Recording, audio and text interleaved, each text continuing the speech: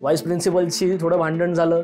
Project submission त्यांनी माझ्यासमोर एका मित्राचं घेतलं, माझं नाही घेतलं. माझा इगो हर्ट झाला. मी ते कॉलेज सोडलं. त्यानंतर आजपर्यंत कॉलेजमध्ये दाखला पण घ्यायला गेलो नाही. अशी पाळी आली की आईला सगळे विचारते की तुमचा मुलगा काय करतो.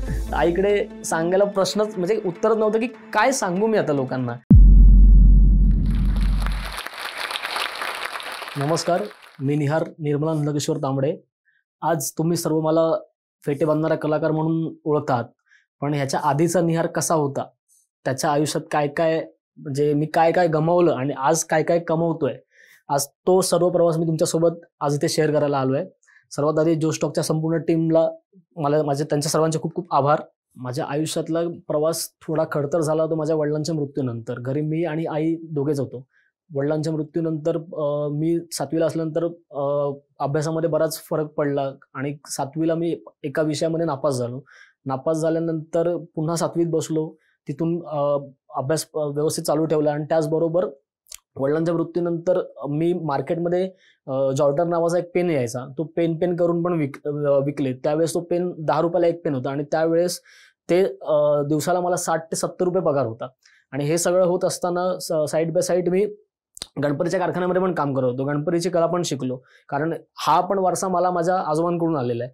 कुठेतरी ह्या वारसाचं कडून पण आपल्याला थोडंसं उत्पन्नाचं आपला खर्च निघावा या हिशोबाने आणि आईला पण थोडीशी फायनान्शियली मदत व्हावी, इथून मी हा प्रवास चालू केला. असं होत होत होत 9वी 10वीमध्ये जेमतेम 57% पडले. तिथून मग कॉलेजचा प्रवास. 11वीला असताना अगदीच काय कुठली साईड घ्यायची काय घ्यायची काहीही माहीत नव्हतं. मित्र आपले आर्ट्सला गेले, कॉमर्सला गेले, तर आपण पण त्याच्या मागून चाललो. मी पण कॉमर्स घेतलं. 11वीला जेमतेम पास झालो आणि त्याच्यानंतर त्यावेळेस मराठीपणाचा एक आपला जोमाने एक मराठीपणा आपला अंगात भिनलेला असतो कॉलेजच्या याच्यामध्ये. व्हाईस प्रिन्सिपलशी थोडं भांडण झालं. प्रोजेक्ट सबमिशन त्यांनी माझ्यासमोर एका मित्राचं घेतलं, माझं नाही घेतलं. माझा इगो हर्ट झाला. मी ते कॉलेज सोडलं. त्यानंतर आजपर्यंत कॉलेजमध्ये दाखला पण घ्यायला गेलो नाही. त्याच्यानंतर चाळीमध्ये मी राहत असल्याने चाळीमध्ये काही प्रमाणात भांडणं झाली काही व्यक्तींसोबत. मग त्या भांडणामुळे इतकं नाव खराब झालं की मला घरी राहणं कठीण झालं. मग तिथून मग पुण्याला गेलो. पुण्याला गेल्यानंतर ते MIDC मध्ये काम केलं. मित्राच्या घरी 6 महिने राहिलो. तिथून पुन्हा मुंबईत आलो. मुंबईमध्ये येऊन काय करायचं तर त्यावेळेस स्विगी नावाची एक कंपनी चालू झाली. स्विगीमध्ये उन्हाळा, पावसाळा, हिवाळा हे 3ही ऋतू मी 18 तास कामं केली आणि त्याच्यामधून आईला दरमहा 10,000 रुपये हातामध्ये देत होतो. प्लस माझे पेट्रोलचे पैसे वगैरे काढून ते सगळं घरचा खर्च भागवत होतो. ते झाल्यानंतर हळूहळू GST वगैरे आल्यानंतर उतरती कळायला लागली. मी 18 तास काम करून सुद्धा माझ्या हातामध्ये काही येत नव्हतं. मग नाईलाजाने ते सोडलं. ते सोडल्यानंतर सुद्धा घरी कितीतरी वेळ घरी बसत होतो. मग मित्र माझे काही फोटोग्राफर्स होते. थोडेसे पैसे जमा केले होते, त्याच्यातून मी एक सेकंड हँड मित्राकडून कॅमेरा घेतला. फोटोग्राफी चालू केली. फोटोग्राफी करत असताना हळूहळू नंतर काय लागलं की इक्विपमेंट्स महाग आहेत, त्याच्यात गोष्टी महाग आहेत. हे सगळं होत असताना मग शेवटी फोटोग्राफीला पण थोडासा ब्रेक झाला आणि त्यानंतर गाडी हातामध्ये होतीच स्विगीचं काम असल्यामुळे. नंतर कितीतरी महिने हातामध्ये काहीच काम नाही आणि असा विषय होत गेला की आता करायचं काय. तर योगायोगाने एक मित्र आला. त्या मित्रानं सांगितलं लोन व्हेरिफिकेशनचं काम आहे, करशील का? मी गावाला चाललो, माझी जागेवर तू राहा, मी आल्यानंतर तुझं काम परत कंटिन्यू राहणार. म्हटलं ठीक आहे. मग लोन व्हेरिफिकेशनचं काम केलं. लोन व्हेरिफिकेशनचं काम करत असताना सुद्धा नंतर पेट्रोल महाग होत आहे, घरी पैसे देता येत नव्हते. मग ते काम सोडलं. मध्यंतरी मग अशी पाळी आली की आईला सगळे विचारते की तुमचा मुलगा काय करतो. तर आईकडे सांगायला प्रश्नच म्हणजे उत्तरच नव्हतं की काय सांगू मी आता लोकांना.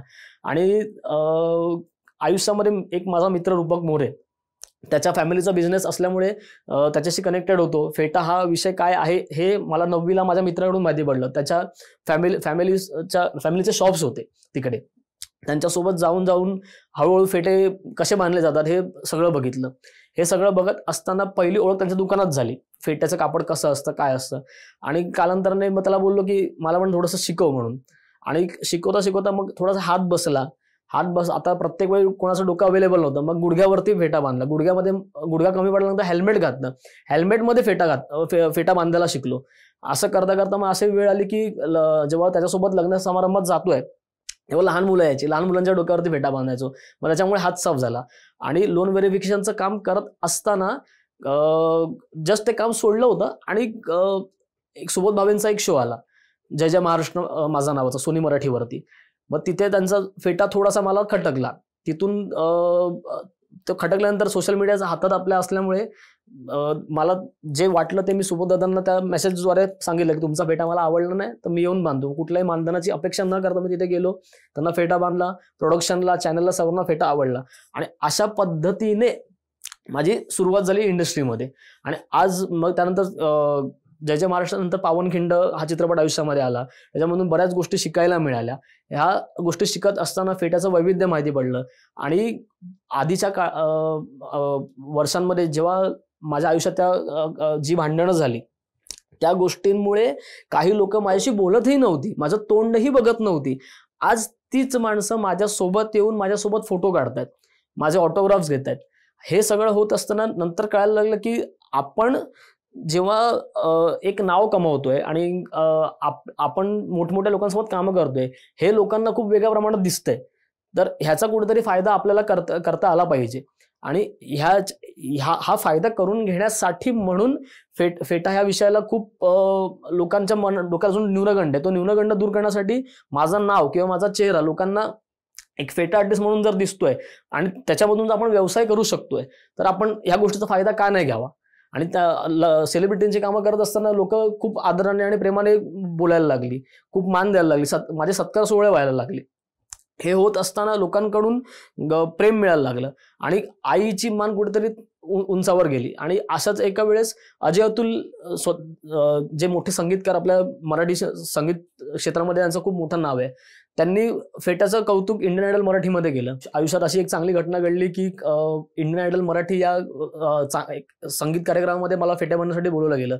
तिथे फेटे बांधल्यानंतर दस्तूर खुद्द अजय अतुल यांना प्रश्न पडला की फेटे शिवलेले आहेत की खरे बांधलेले आहेत. जेव्हा त्यांना चॅनलच्या काही माणसं होती त्यांनी सांगितलं की नाही हे फेटे शिवलेले नाही, हे बांधलेले आहेत. तेव्हा त्यांनी ऑन स्क्रीन कौतुक केलं. कौतुक केल्यानंतर नावाचं वलय अजून वाढलं, लोक अजून चांगल्या पद्धतीने ओळखायला लागली. लोक त्यांच्या कामावरती बोलायला लागले की बाबा आमच्या लग्नाचे फेटे, तू लग्नाचे फेटे बांधलेले. तेव्हा एक गोष्ट अशी समजली की ज्या वेळेस माझ्यासोबत कोणी नव्हतं, माझे कोणी नातेवाईक नव्हते, अजय अतुलच्या तो व्हिडिओ व्हायरल झाला, प्रत्येक जण प्रेक्षक टीव्हीवरती बघायला लागले, त्यात माझे नातेवाईकही बघत होते.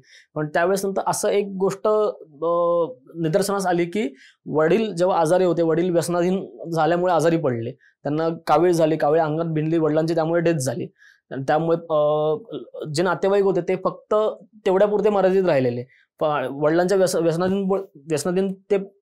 वडिलांच्या व्यसनाधीनतेपणामुळे कोणी आमच्याशी बोलत नव्हतं. बऱ्याच वेळा असं झालं की वडिलांची विष्ठा पण मी साफ केली एक मुलगा म्हणून. पण त्या गोष्टीमुळे घरामध्ये इतकी दुर्गंधी पसरली की नातेवाईक येत नव्हते. आणि आता जेव्हा नावाला वलय येते तेव्हा हीच माणसं, हेच माझे शेजारी पाजारी किंवा नातेवाईक मित्रमंडळी जे माझं तोंड बघत नव्हते, माझ्यासोबत माझ्या सावलीला पण उभे राहत नव्हते, ते आज इथे सांगतात की हा निहार माझा मित्र आहे बरं का, आणि हा निहारने यांना फेटे मानलेत, निहारला मी ओळखतो. म्हणजे जेव्हा तुमच्या नावाभोवती वलय येतं तेव्हा सगळे तुमच्या सोबती येतात, तुमच्या नावाचं उदो उदो करतात.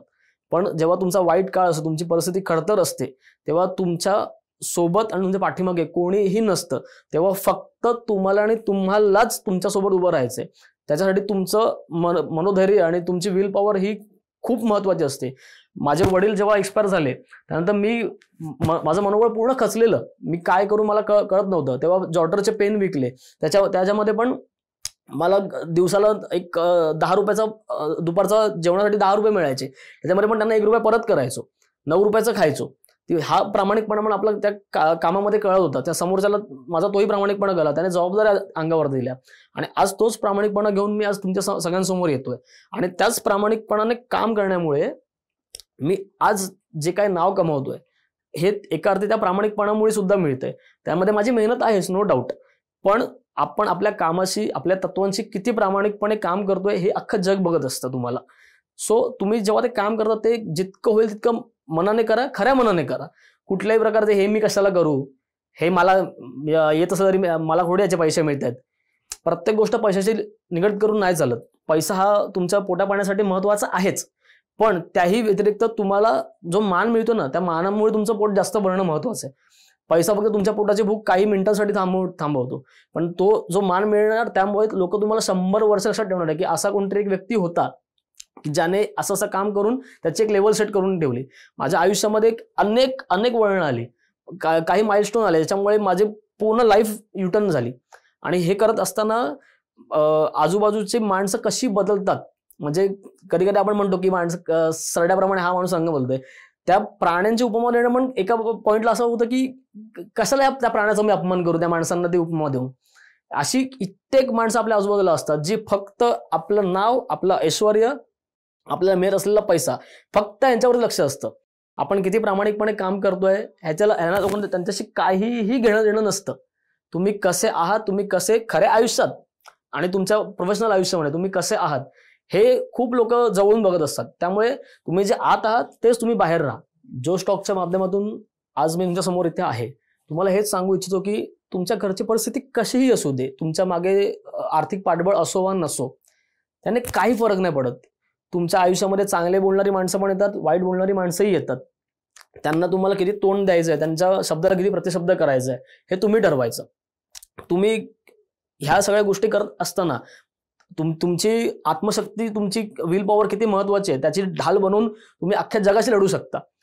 पण त्याच्यामध्ये ती ढाल तुटली नाही पाहिजे. तुमचं मनोधैर्य, तुमचं स्वतःला असलेलं पाठबळ हे खूप जास्त महत्वाचं आहे. आई वडील आपल्याला पाठीशी आहेतच. काही लोकांना आई वडिलांची साथ मिळत नाही. आता माझं जसं झालं, मी लहान असताना वडील गेले, आई माझी साधी, आई अजूनही घरकाम करते, पण आईला माझ्यावरती विश्वास आहे की माझा मुलगा चांगलं काम करतोय, तो काय वाईट करत नाहीये. जेव्हा समाजातून माझं कौतुक होते तेव्हा लोक ही निहारची आई आहे, तेव्हा आईचा पण स्वाभिमान उंचावतोय. पण ह्या गोष्टीमुळे तुमचं पाठबळ स्वतःभोवतीला किती आहे, तुमची विल पॉवर किती स्ट्रॉंग आहे हे खूप महत्वाचं आहे. आणि तुम्ही स्वतःची विल पॉवर संपवली तर तुम्ही पण संपलात. तुम्हाला या जगात कोणी विचारणार नाही. काम करताना प्रामाणिकपणा, तुमची इच्छाशक्ती ही नेहमी एखाद्या पर्वताप्रमाणे ठेवा. आपण सगळे शिवछत्रपतींना आपले प्रेरणास्थान, श्रद्धास्थान मानतो. त्यांचं समर्थ रामदासांनी त्यांना त्याचा एक उल्लेख केलाय, निश्चयाचा महामेरू. तो कायम मी इथे गोंधळून ठेवलेला आहे. निश्चय म्हणजे आपलं मनोधैर्य, आपण जे ठरवतो ते. महा म्हणजे मोठा, मेरू म्हणजे पर्वत. आपलं एक दृढ संकल्प आपण जो मनामध्ये ठेवतो तो एखाद्या पर्वताप्रमाणे असावा, जो कितीही वादळ येऊ दे, ऊन पाऊस वारा, तो पर्वत कधी ढळत नाही. त्यामुळे तुमचं मनोधैर्य, तुमचा निश्चय तुम्ही त्या एखाद्या मोठ्या पर्वताप्रमाणे ठेवायचा. हा व्हिडिओ आपल्याला कसा वाटला हे आम्हाला कमेंट सेक्शनमध्ये कळवा आणि आपल्या मित्रांसोबत शेअर करायला विसरू नका.